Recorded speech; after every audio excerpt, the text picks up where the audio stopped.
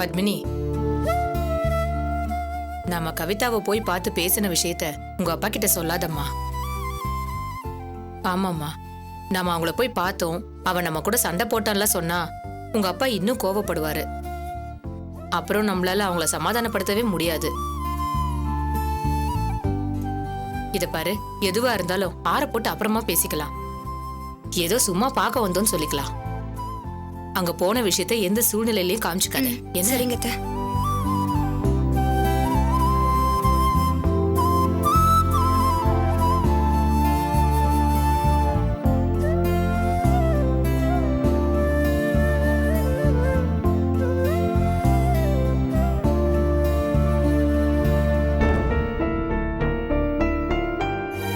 வாமா, வாங்க சம்பந்தி, உட்காருங்க.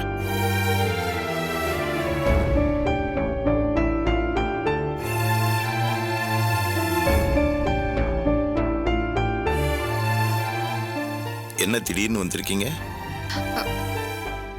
அது ஒண்ணும் இல்லப்பா, உங்க மாப்பிள்ளை வேலைக்கு கிளம்பிட்டாரு. பக்கத்து தெருவுல அத்தையோட ஃப்ரெண்ட் இருக்காங்க, அவங்கள பார்க்கலான்னு வந்தோம்.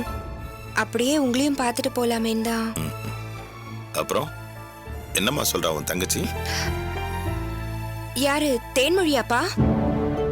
தேனு, அதோ வரேன். அக்கா, இங்க வா.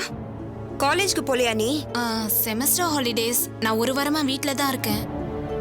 இந்த தங்கச்சி சொல்லிட்டா, அந்த தங்கச்சி என்னம்மா சொல்றா?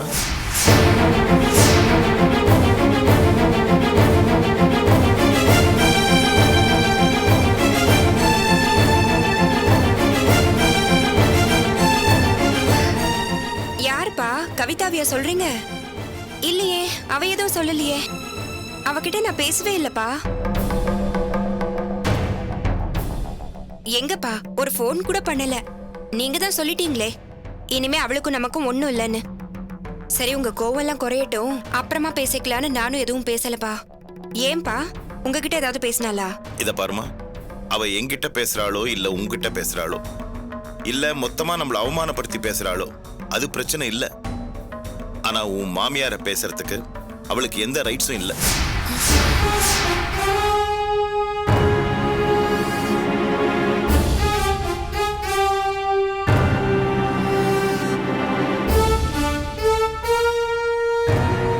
இப்பதான் எனக்கு அவ போன் பண்ணா.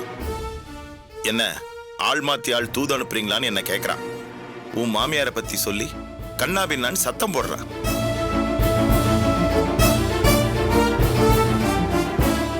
அதுக்கப்புறம் தான் நீங்க 2 பேரும் அங்க போன விஷயமே எனக்கு தெரிஞ்சது. எதுக்குமா அவமானப்பட்டதெல்லாம் பத்தாதா? அவங்க தான் ரொம்ப பெரிய மனுஷி ஆயிட்டாங்கல்ல, அவங்களுக்கு தெரியாதா? நீங்க 2 பேரும் போய் புதுசா புத்தி சொல்ல போகணுமா?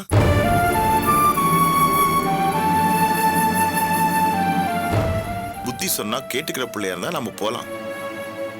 இதான் நம்ம மான மரியாதையை கூறு போட்டு வைக்கிறதுலயே குறியா இருக்குதே. இப்படி ஒரு பொண்ணை பெத்ததுக்கு என்ன தண்டனை அனுபவிக்கணுமோ அதை அனுபவிச்சிட்டு இருக்கம்மா.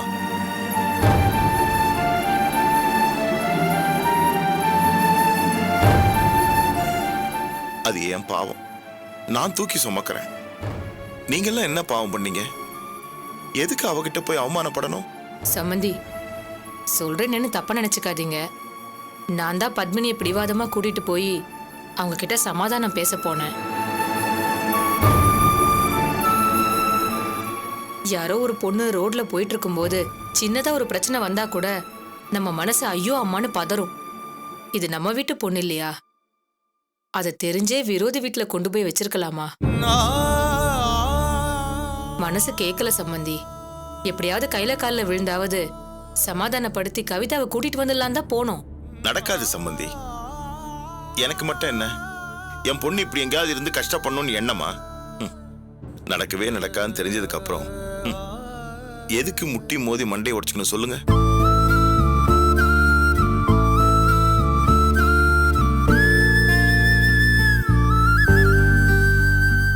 என் 3 பொண்ணுங்கள்ல அவ மட்டும் ஒரு மாதிரி தனி ரகம். எந்த ஒரு முடிவையும் ரொம்ப சரியா எடுப்பான்னு நான் நம்பிக்கிட்டு இருந்தேன்.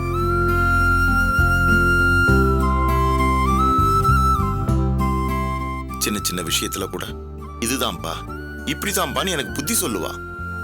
நானே தப்பு பண்ணா கூட நீங்க பண்ணாலும் தப்பு தப்பு தான்பான்னு சொல்லுவா. ஆனா அவ எப்படி இப்படி மாறினான்னு எனக்கு தெரியல சம்பந்தி. பாத்தீங்களா, அப்படிப்பட்ட பொண்ணே மனசு மாறி அவங்க பண்ண போதனையில மயங்கி போயிருக்கானா நாம தானே அதை அவளுக்கு எடுத்து சொல்லி புரிய வைக்கணும். எப்படி சம்பந்தி புரிய வைப்பீங்க சொல்லுங்க? இவளை பெத்து 20 வருஷமா வளர்த்து உள்ளங்கையிலே வச்சு தாங்கி சின்ன சின்ன விஷயத்துக்கெல்லாம் பதறி அழுது எப்படிலாம் அவளை வளர்த்திருப்பேன். யாரோ ஒருத்தங்க 2 மாசத்துக்கு முன்னாடி வந்தவங்க சொன்னாங்கன்னு பெத்த அப்பனையே வேணாம் தூக்கி போட்டு போயிட்டால.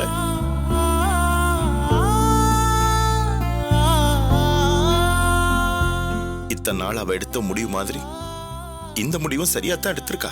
சம்மந்தி, நீங்க ஏதோ விரக்தியில பேசுறீங்க. முடியாம பேசுறேன் சம்பந்தி, இயலாம. இதுக்கு மேல என் பொண்ண அந்த நெருப்புல இருந்து வெளியே தூக்கிட்டு வர முடியாதுங்கிற ஏமாற்றம். கண்ணுக்கு எதிரே என் பிள்ளைய நான் தொலைச்சிட்டேன்.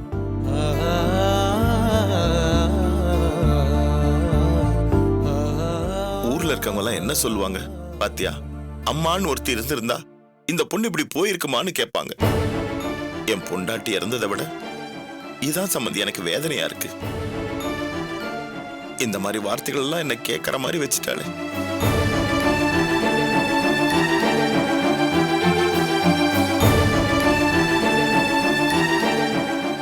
இதெல்லாம் எப்படி சரி பண்ண போறேன்னு தெரியல.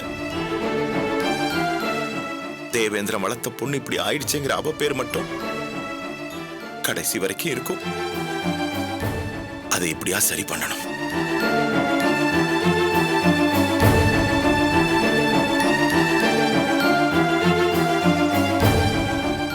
இல்ல, தேவேந்திரன் பொண்ணுங்களை வளர்க்க தெரியாம வளர்க்கல, சரியாத்தான் வளர்த்திருக்கான். பொண்டாட்டி இறந்து போனாலும் பிள்ளைங்களை நல்லா தான் வளர்த்திருக்கான்னு பேர் வரணும். பண்றேன்.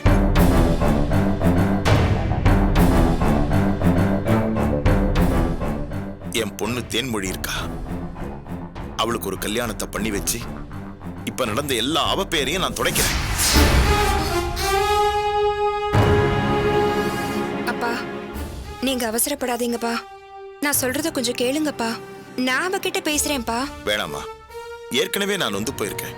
மேற்கொண்டு நீ என்ன நோகடிக்காத. உன்னை நான் கையெடுத்து கும்பிடுறேன்.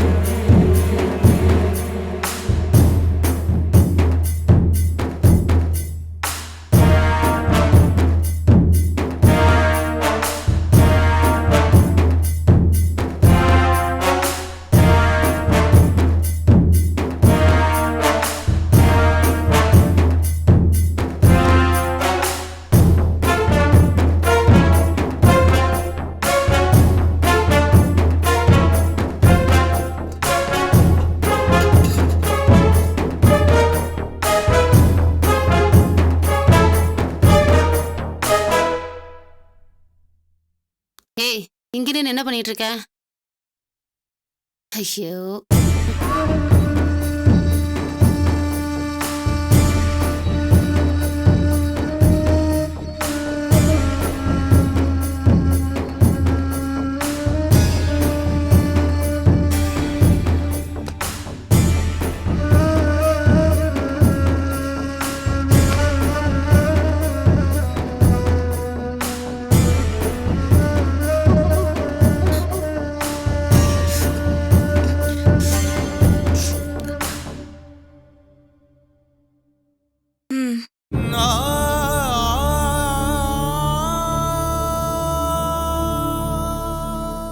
நீ சொல்றது எதுவும் புரியல.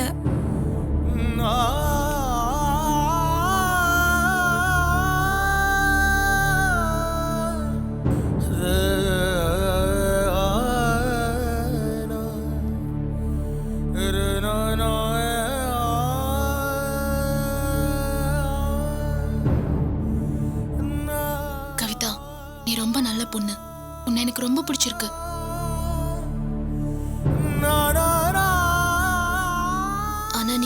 அப்பாவோட சண்டை போட்டு நீ உங்க வீட்டை விட்டு வந்தது மட்டும் எனக்கு பிடிக்கல.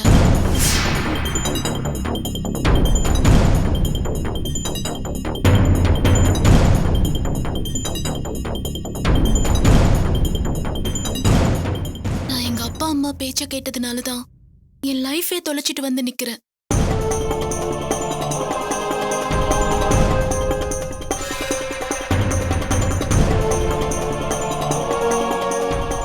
எங்க அப்பா அம்மா கெட்டவங்கன்னு நானே சொல்லக்கூடாது.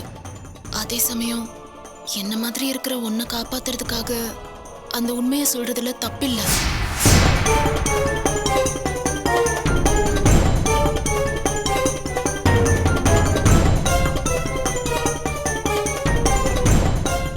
தயவு செஞ்சு புரிஞ்சுக்க. இவங்கள நம்பாத. இவங்க எல்லாரும் நடிக்கிறாங்க. இவங்கள நம்பி உன் வாழ்க்கையை தொலைச்சிடாத.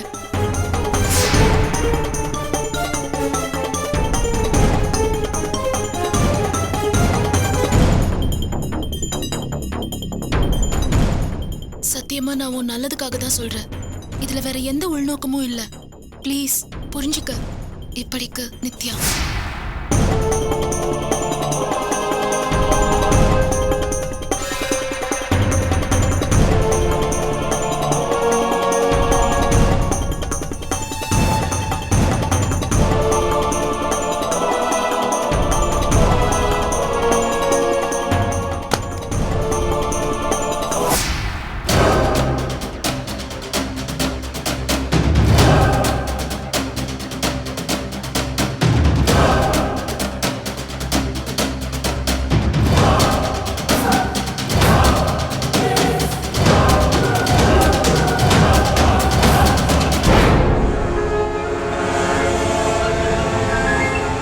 என்னது அது? ரெண்டு பேரும் லேப்டாப்ல ஏதோ பார்த்துட்டு இருந்தீங்க. என்னை பார்த்ததும் ஷாக் ஆகுறீங்க. ஆ என்னன்னு காமிங்க. சஞ்சய், என்ன இது? நாங்க பொண்ணுங்க, எங்களுக்குள்ள ஏதாவது பார்த்துட்டு இருப்போம். அத போய் பார்க்க வரீங்க? ஓ சாரி.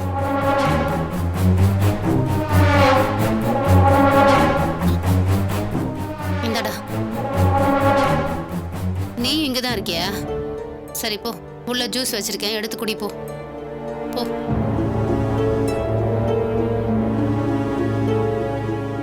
இந்தாம்மா ஜூஸ் எடுத்துக்க. யானை தான் தலையில தானே மண்ணள்ளி போட்டுக்கிற மாதிரி இவளே இவ வாழ்க்கையை கெடுத்துக்கிட்டாமா. நீ ஜூஸ் குடிமா.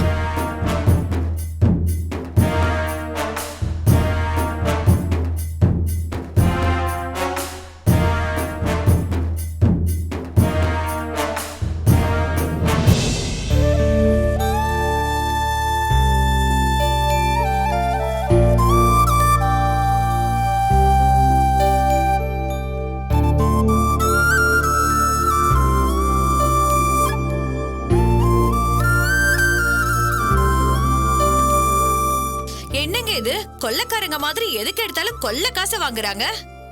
நீங்க என்னமா பயங்கரமான ஆளா இருக்கீங்க? எல்லா பணத்தையும் இவன் கல்யாணத்துக்கு செலவு பண்ணா ஏன் கல்யாணத்துக்கு என்ன பண்ணுவீங்க? டேய், இவன் கல்யாண செலவே எடுத்து காமிச்சிர வேண்டியதுதான். அப்ப எனக்கு நாம தானா? ஏய் சும்மா இருடி. டேய் மாரிஸ், ஏதோ டீப் திங்கிங்ல இருக்க மாதிரி இருக்கு. ஒண்ணுலப்பா, சும்மாதான். டேய் இங்க வாடா. இங்க பொருள் எல்லாம் வாங்கிட்டு வந்திருக்கோம். எப்படி இருக்குன்னு பார்க்காம நீ பாட்டுக்கு போயிட்டு இருக்க. அதெல்லாம் நீங்களே பார்த்து பண்ணுங்க. டேய் அப்படி எல்லாம் சொல்லக்கூடாதுடா. நீ என்னமா அப்படியே பார்த்துக்கிட்டு இருக்க? எல்லாத்தையும் எடுத்து அவனுக்கு காட்டு. அது குடுமா. அப்பா, ஒருவேளை நம்ம சூர்யா வீட்டுக்கு ஹெல்ப் பண்ணிருக்கலாமோ?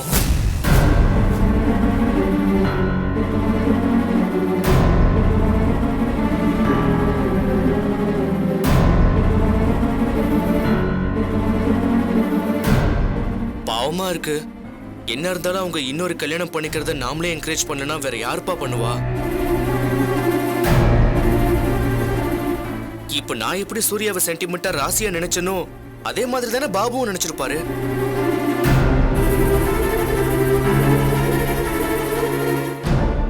முதல் மேரேஜுக்கே நான் உங்க எல்லார்கிட்டயும் இவ்வளவு போராட வேண்டி இருந்துச்சு. அவங்களுக்கு ரெண்டாவது மேரேஜ், அப்ப எவ்வளவு கஷ்டப்பட்டு சம்மதிக்க வச்சிருப்பாங்க.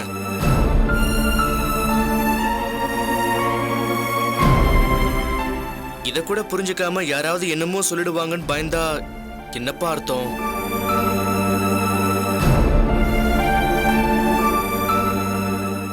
இந்த கல்யாணத்துக்கு மட்டும் நம்ம சரின்னு சொல்லிருந்தா வரவங்க எல்லாரும் நம்மள வாழ்த்துவாங்களே தவிர யாரும் நம்மள தப்பா பேச மாட்டாங்கப்பா.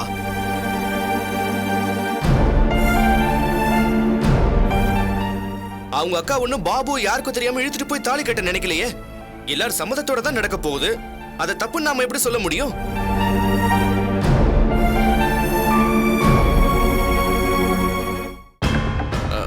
அப்புறம் என்னடா மறந்து போச்சா? ஆமாமா. அது சரி, வேற என்ன சொன்னா? ஏதோ ஒண்ணு சொன்னாலே. ஒண்ணும் இல்லம்மா. அதான் எல்லாம் சொல்லிட்டியே, அப்புறம் என்ன ஒண்ணும் இல்லைங்கிற? என்னடா குடும்பத்துக்குள்ள வர்றதுக்கு முன்னாடியே என்கிட்ட இருந்து உன்னை பிரிக்கணும்னு திட்டம் போட்டாளா? அப்படி இல்லம்மா. பேசாம இருடா, இதெல்லாம் எந்த விதத்துக்கும் நல்லது இல்ல. இல்லம்மா, சூர்யா பேசுனது நியாயமா இருந்துச்சுமா. நியாயம்னே வச்சுக்குவோம், ஆனா நாம கேக்குறது நியாயம் இல்லையா? அதெல்லாம் அநியாயமா?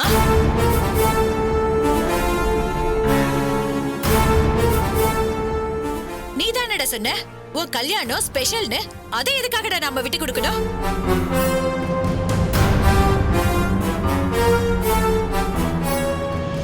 எங்க காலத்துல எல்லாம் கல்யாணத்தோட போட்டோ 100 கதை சொல்லும்.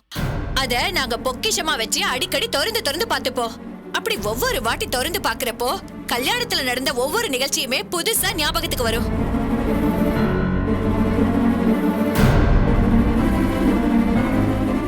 விஞ்ஞானம் முன்னேறிடுச்சுங்கிற பேர்ல நீங்கெல்லாம் இந்த சந்தோஷத்தை தொலைச்சிட்டு நிக்கிறீங்கடா. எதையாவது ஒண்ணுன்னு உனக்குன்னு வச்சுக்கலாம்ல?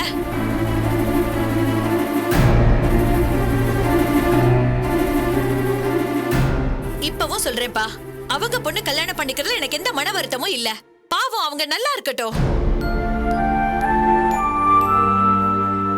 ஆனா இந்த ஒரு விஷயத்தை தானே நாங்க வேணாங்கிறோம், மத்த எல்லாத்தையும் விட்டு கொடுத்தோம்ல. இந்த ஒரு விஷயத்தை தான் வேணான்னு சொல்லிட்டு இருக்கோம்.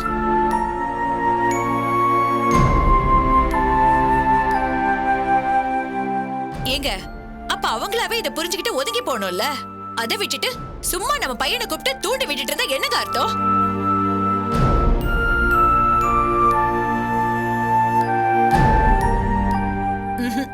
இல்லங்க, இது சும்மா விடக்கூடாது.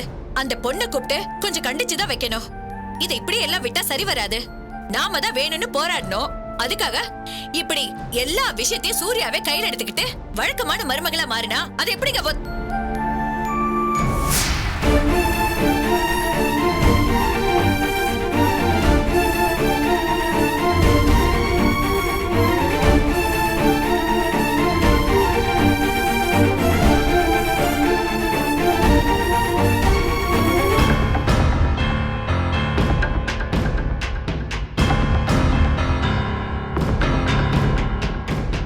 வாங்க மாப்பிள்ள, ஏன் அங்கேயே நிக்கிறீங்க? உள்ள வாங்க. வாங்க உட்காருங்க. இல்ல பரவாயில்ல, இருக்கட்டும். அட உட்காருங்க, உட்காருங்க. என்ன மாப்பிள்ள, என்ன சாப்பிடுறீங்க? தண்ணி மட்டும் கொடுங்க. மா, கொஞ்சம் தண்ணி எடுத்துட்டு. சரிப்பா.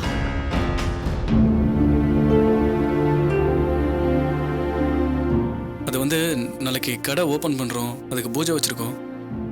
ஸோ நீங்கள் எல்லாரும் அதுக்கு கண்டிப்பாக வரணும். கண்டிப்பாக வரோம் மாப்பிள்ள. அப்புறம் அந்த கடையில் சூர்யாவும் ஒரு முக்கியமான பார்ட்னர் தான். அதனால் அவளுக்கும் எல்லா ரைட்ஸும் இருக்குது.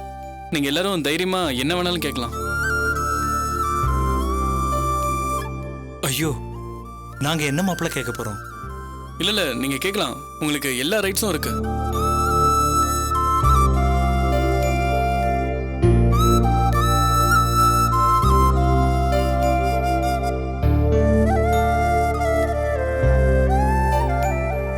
இந்தாங்க. குடுமா. தேங்க்ஸுங்க.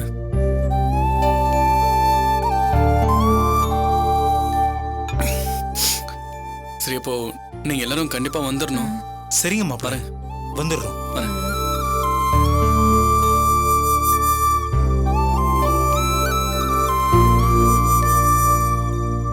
என்ன ஈஸ்வரி இது? யார் வர போறான்னு பார்க்க மாட்டியா? நீ பாட்டுக்கு பேசிக்கிட்டே இருப்பியா? ஏங்க, நம்ம வீட்ல பேசுறதுக்கு ரகசியமாவா பேச முடியும்? அது சரி, இப்ப நீ பேசுறது அவர் கேட்டிருந்தா என்ன ஆகுறது? எனக்கு என்னவோ அவர் எதையும் கேட்டிருக்க மாட்டார்னு தான் தோணுது. ஒருவேளை கேட்டிருந்தா? ஒரு தப்பு இல்லைங்க, நல்லதுக்கு நினைச்சுக்கோங்க. இதுக்கப்புறம் அவங்களுக்கு இந்த மாதிரி யோசனையே வராது இல்ல.